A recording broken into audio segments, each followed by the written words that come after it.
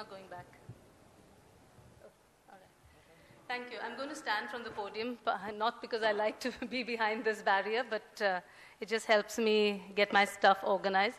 Partly, I wanted to put it on the the institution's computer, but because I use OpenOffice, there was a bit of a mismatch. So we've been hearing a lot of things. Thank you for that lovely introduction, Akanksha. Thank you, Avneeta Beer. Thank you, RN Poddar's school, for inviting me once again to LearnShift. It's wonderful to be part of this initiative, this network, this wonderful get-together. I think we need to have more such, and I think it's a huge initiative. And thank you for sticking to the idea of and providing opportunities to discuss possibilities. We've been hearing a lot of things. We've been hearing about need for radical collaboration. Simon Breakspeare talked about it. Controlled chaos that we heard earlier. Perpetual growth could be global cancer. And segregating students according to abilities is a good thing, as we heard some young people say. And that, I thought, gives me push into my segment, which is about shift in relationships.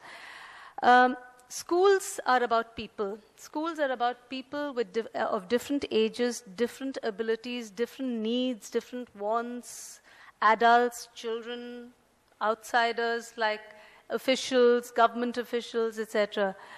And wherever there are people, there've got to be interactions and relationships. And teaching is a relationship business. You cannot get away from that. And if teaching is a relationship business, it is, and why it's a relationship business is because the most important element contributing to the learning process is not technology, it is about relationships in schools. Technology just enables that. Positive relationships between teachers and students helps children develop socially, emotionally, and cognitively. But a persisting relationship that exists in all our schools, and I say schools, whether it's North, South, East, West of Education, Delhi University, and former director of NCERT, long ago in his book of 1991, he said that at the heart of pedagogic relationship in Indian schools lies the Brahmanical idea of the teacher's model authority.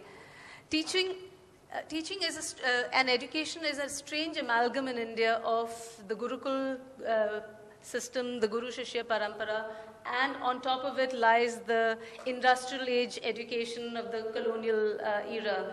And that hasn't changed so much, even though there have been wonderful initiatives, and I think schools represented here are perhaps at the forefront of change that is happening. But the vast, and I have the opportunity and the privilege of working with schools across the country. And the vast majority of schools and teachers, this particular quote is still relevant. He continues to say that the teacher is supposed to possess the knowledge that you just pass. People have talked about it. Lohit talked a lot about what I was going to talk about, so thank you, Lohit. But the teacher believes he or she has to transfer knowledge to children. And the need of the child to be treated as an individual is still seen in the vast majority of our schools as a foreign idea. And the school teacher continues to perform an age-old function of, by and large, providing the right answer. It's like some young people said just a while ago, that you're supposed to give the specific words or the specific terms that are expected from the textbooks. And that obviously would quell the curiosity of a child as well as questioning capacity. So what are some of the manifestations of this kind of student relationship? And incidentally, I was really pleased that Avneeta asked me to speak on relationships, because I think relationships are at the heart of what we do also at the Teacher Foundation, the organization I represent. Because while we train teachers in contemporary teaching methodologies, contemporary teaching practices, pedagogic, etc., unless the way the teacher interacts with the child, the way the teacher engages with the child, unless that changes, all these ideas will not necessarily bring about improved learning or a better learning environment. So what are some of the manifestations? Some of the manifestations of typical teacher-student interactions would be, we've talked to a lot of children in the past as part of our Safe and Sensitive Schools initiative. In fact, our Safe and Sensitive Schools initiative is one attempt at trying to provide ideas which can be incubated, ideas of gentleness, empathy, sensitivity that can be incubated in school setups. Students of grade 3 have said, I don't like Wednesdays because of March Past and PT. I wish that I can get fever so that I miss March Past. We have to keep marching and we don't get to play any games. Sir hits us hard on the head. Believe me, this happens, even though for those of you who are not Indians here, corporal punishment, physical abuse of children is a legal offense in India. Students also say, teachers sometimes call us names like grandma, loudspeaker, if we're talkative. Somebody else earlier said about how labeling happens during Lohit session. Students of grade 5 and 6, older students, they're 10 and 11-year-olds, they say they don't allow us to talk during group activity. We're supposed to use sign language. They can also say, how will teachers know what others are good at if they don't select them? Here the children are specifically referring to not being able to take part in school competitions, debates, drama, music, etc. Some students, may not be schools represented here, but it does exist, believe me. Some students bring sticks to teachers to beat students who make mistakes. Older students who are 13-year-olds, 12, 13-year-olds, I don't remember when I got praised. Again, a boy in our class was sent out for not bringing his textbook. He could have shared it with someone else. We put a lot of emphasis, we continue to put a lot of emphasis on discipline, which means discipline means doing what is expected of you, and if the teacher asks you to bring a book, you better bring the book, of course. Ma'am insults a person's physical appearance if they do not complete their homework. This also children have said. I was sent out for drinking water in class without the teacher's permission. Teachers too admit, I'm not here to paint teachers, because teachers are my life breath in a sense, and I'm not here to paint teachers black. Teachers too admit there is a lot of color discrimination. Calling children by names because of their color. A girl was compared to Kaaba, which is the black pillar in Mecca, Medina, as she was tall, hefty, and dark-skinned. Teachers admit that right now, when a child misbehaves, he or she is first sent out of the gate and then corrected. Other teachers, recently I've had teachers who have been passionate teachers some of them have been for 30 years, some of them for 17, 18 years. Very recently, one such passionate teacher told me, teachers, as children these days are very difficult to handle. They have no interest in studying. It's so exhausting. Here, I'm not saying children are difficult, but I think it's a case of this teacher experiencing some level of burnout, and even the most passionate teacher could experience burnout, because teaching is an exhausting job. You're constantly giving of yourself, your physical, mental, emotional energy. And unless teachers are taken care of, it's very difficult to stay enthusiastic and motivated all the time, unless the school environment allows that and fosters that amongst the adults in the school. Other teachers have said some high school students pass very personal comments about teachers, especially the younger teachers. It happens. I'm not blaming the adolescents or young people who may be doing that, but it's just that teachers do not know how to handle that.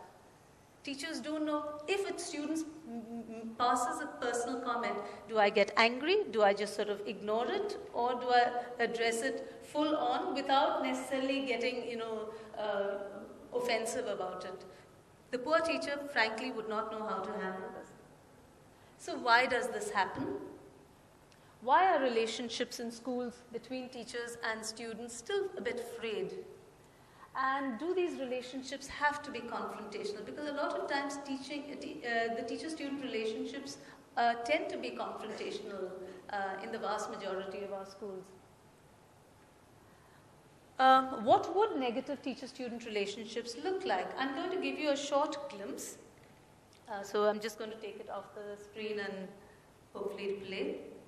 There's a thing that says survey one. Again, I want to hasten to say, this is not a pointing a finger at any of the teachers. I think we need to just see how things happen in schools, because all of us need to do something about it. So it's not a it's not a criticism against any of the teachers represented here.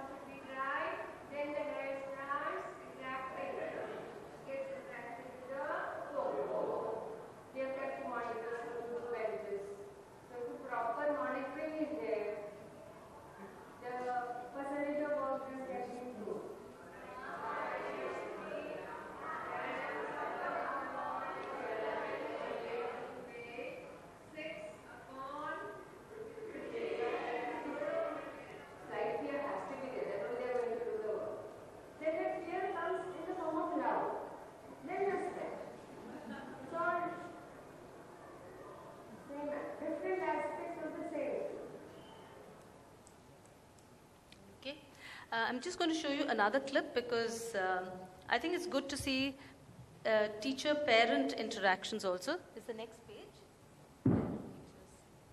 Yeah, thanks.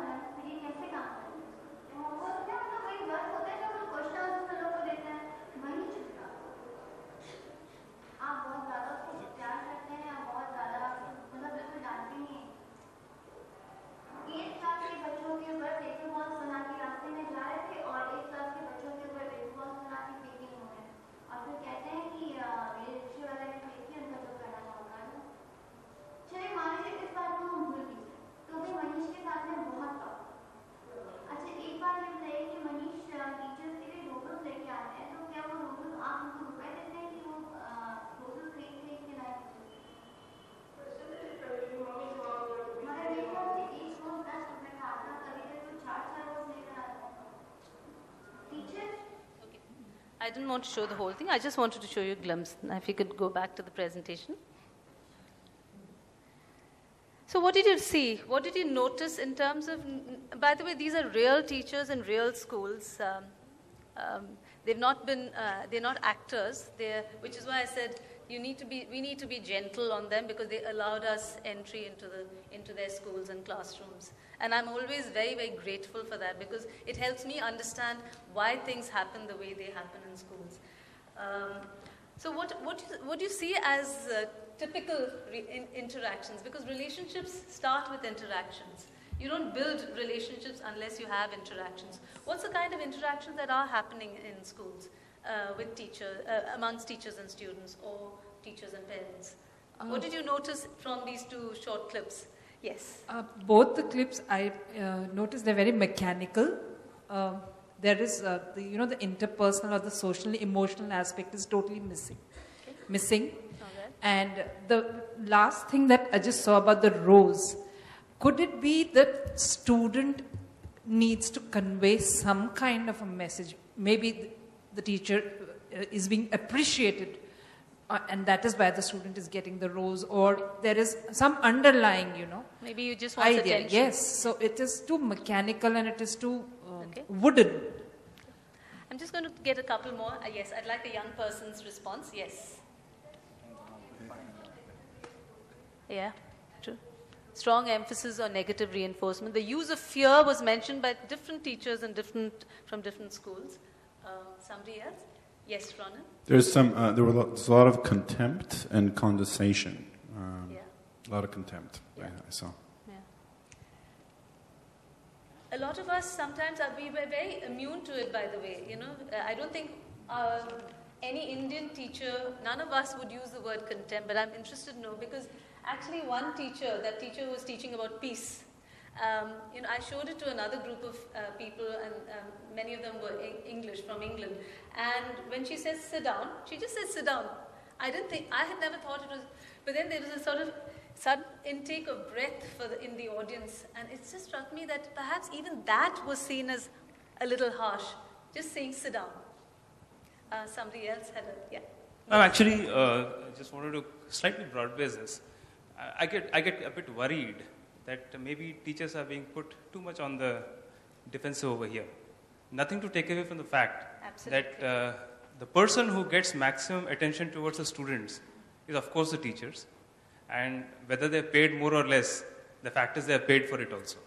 So of course the role of the teacher cannot be underemphasized, neither can it be overemphasized, speak it in a different way. That said, there's a lot of talk about creativity, adaptability, etc., etc. One big reason why we are teaching all our youngsters is so that they go and work in the real life. But that's just one part of it. That may be 16 or 17% of the overall life of the person. But the fact is, at this point in time, the greatest preoccupation is towards the connect to the workplace. Now let's look at the workplace. What does the workplace across the world say? This is a workplace which celebrates Deming's philosophy, Six Sigma, compliance. Please don't get carried away by CEOs who say, I need creativity. They don't mean it. That's only the corporate world, but it is not the world of work is not only the corporate world. I agree, but where are your students? I agree. Where are the youngsters going? They're going to the workplace. So what exactly is happening? There are 2-3 things that we're looking at right now. There's an academic shock. There's a culture shock. There's a professional shock.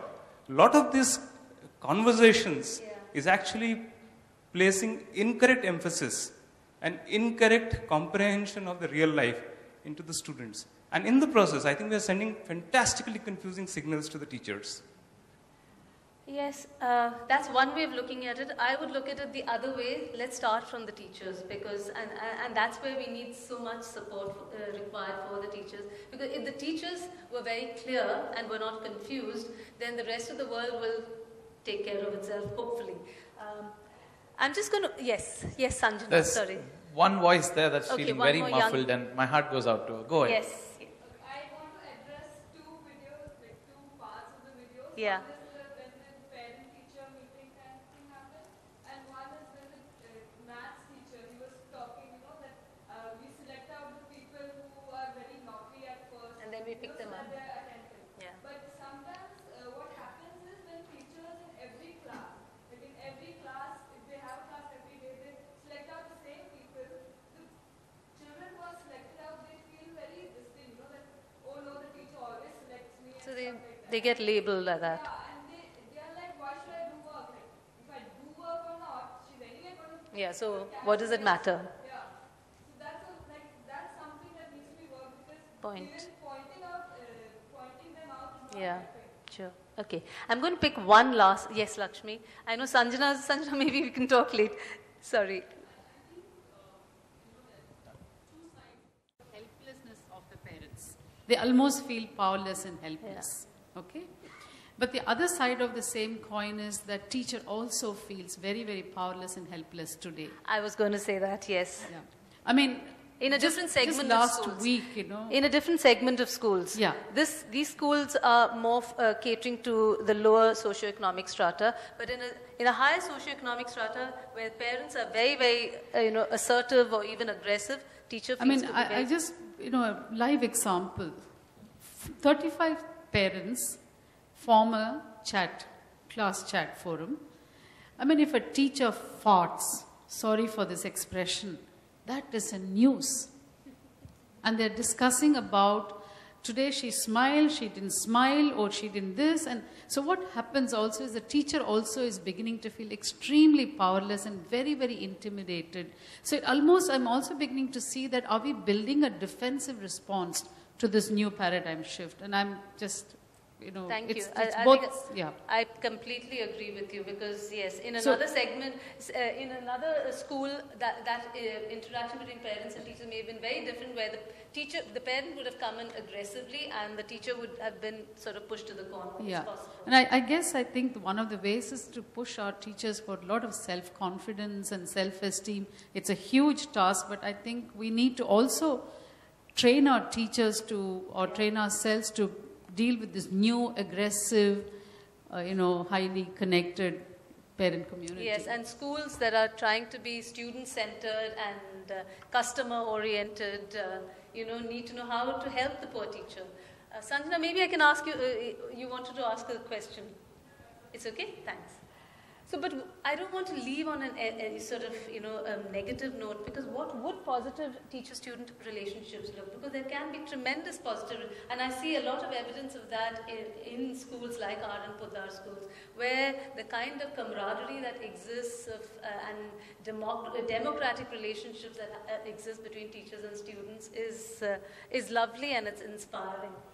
But before I talk about what would positive teacher-student relationships look like, I just want to share with you a model for interpersonal teacher behavior, because I believe that positive teacher-student relationships or positive teacher-parents relationships all start with the teacher, because the teacher is the one that needs the support.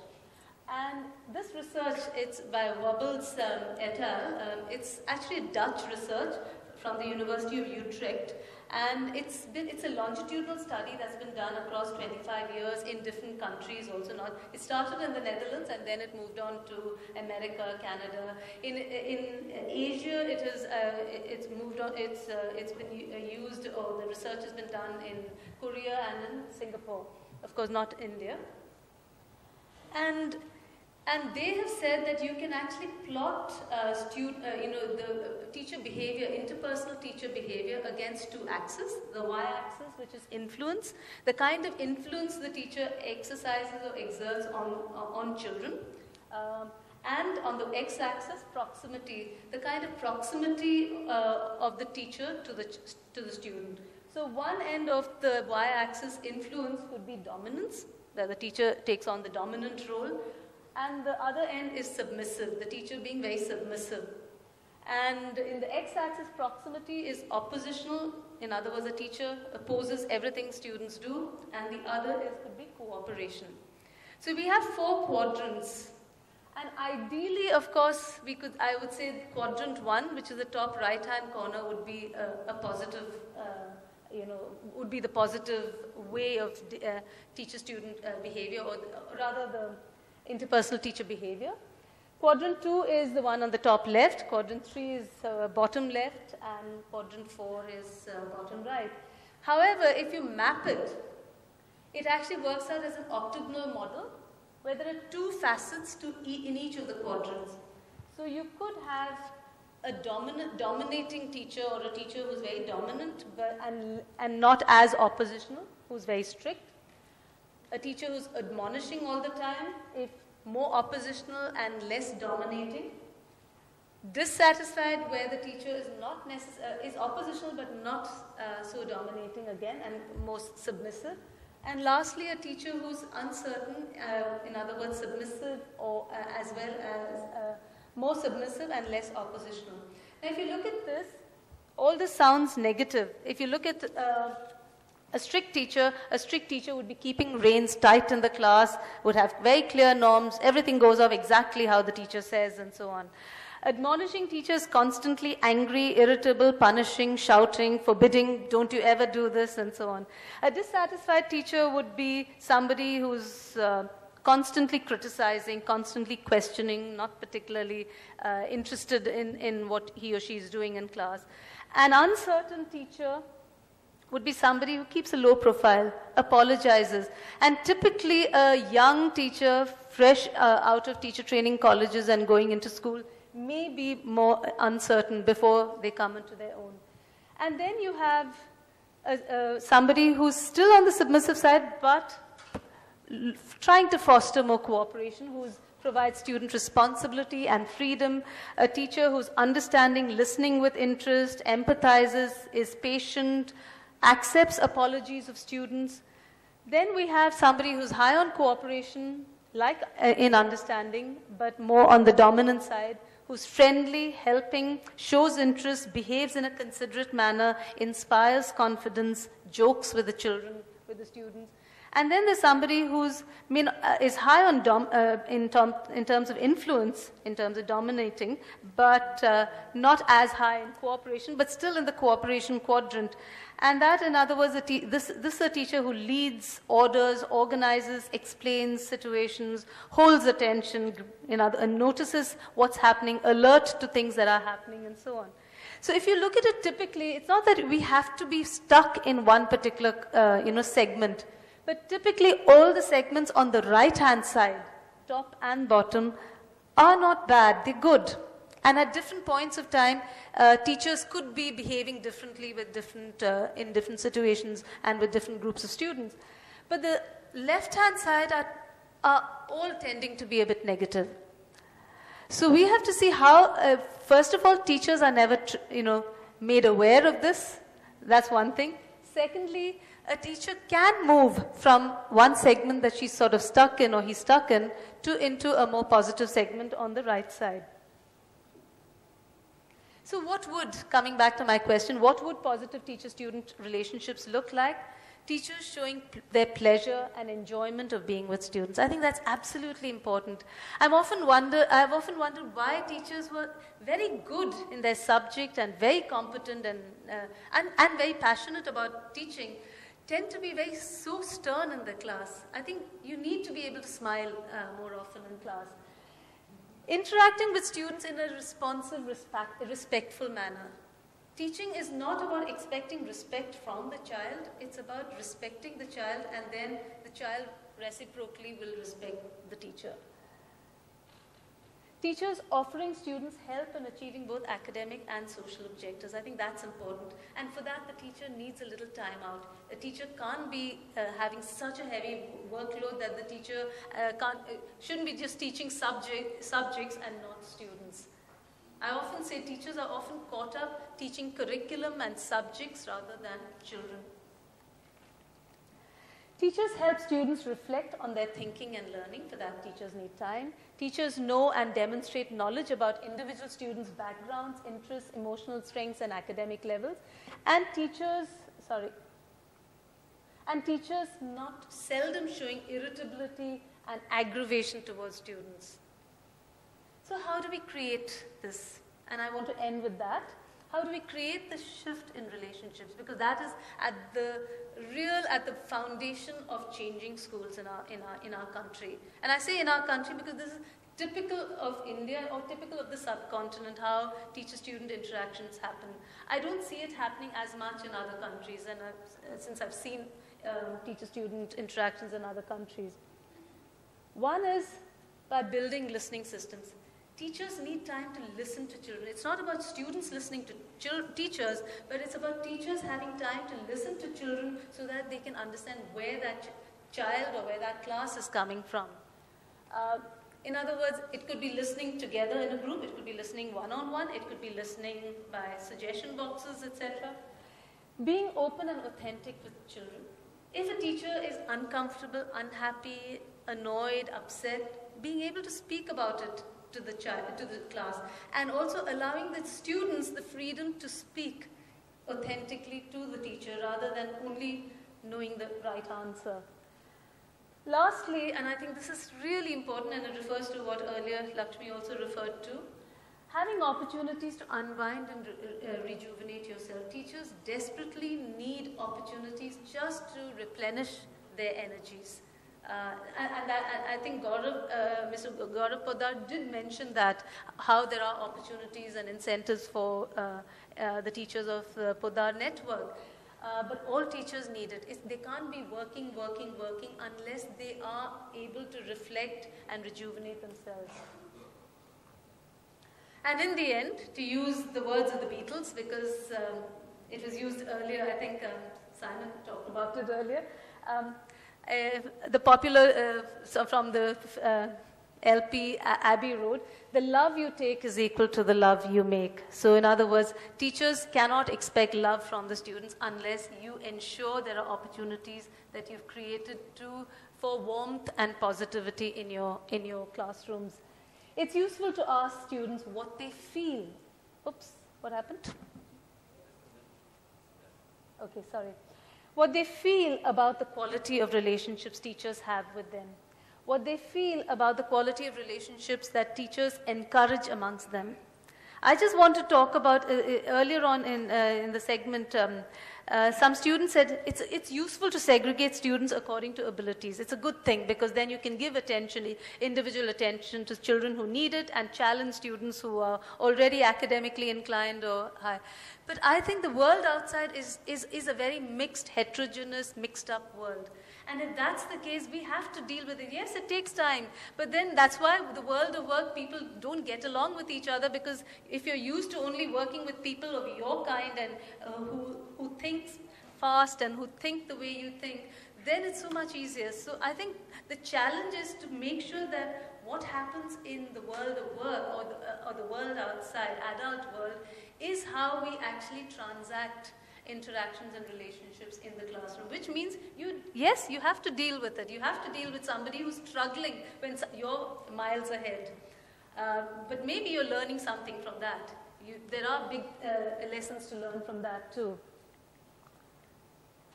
Some questions that could be asked in the class typically could be, what do you like most about the way your classmates interact with each other during, say, geography class? I'm just giving an example of geography class. It could be history or maths or physics or anything.